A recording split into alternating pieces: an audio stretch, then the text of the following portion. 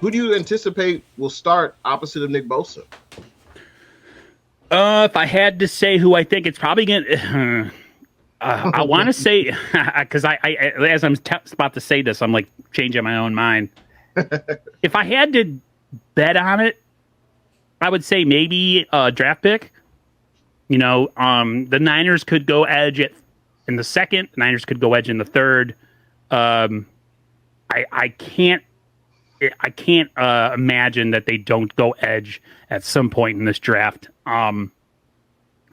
Just because, they have a lot of good bodies and a lot of depth, but they don't have that guy who unlocks the pass rush like D4 did in 2019.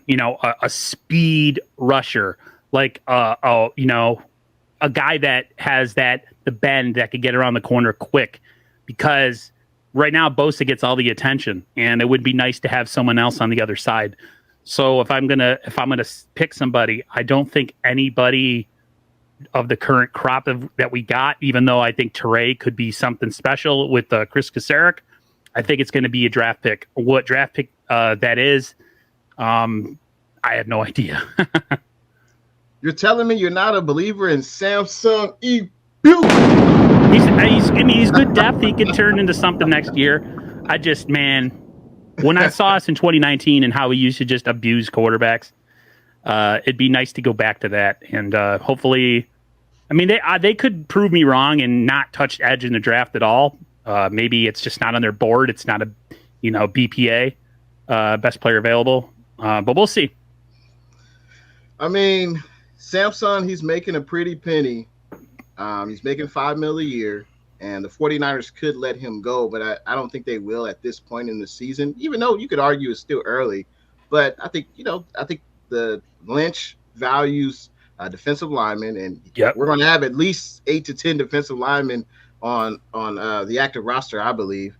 And I think with the combination of Samson, we brought back Kerry Hyder, who kind of rejuvenated his career with the 49ers, and Chris Kasarik. When Nick Bosa went out in 2020, he led the team with 8.5 sacks. Obviously, he didn't do too well in Seattle, but I think he'll be around a much better talent of players with Nick Bosa, with Armstead, and Kinlaw. So I think, maybe he won't get as many double teams. He'll get some one-on-one matchups. He'll be able to eat.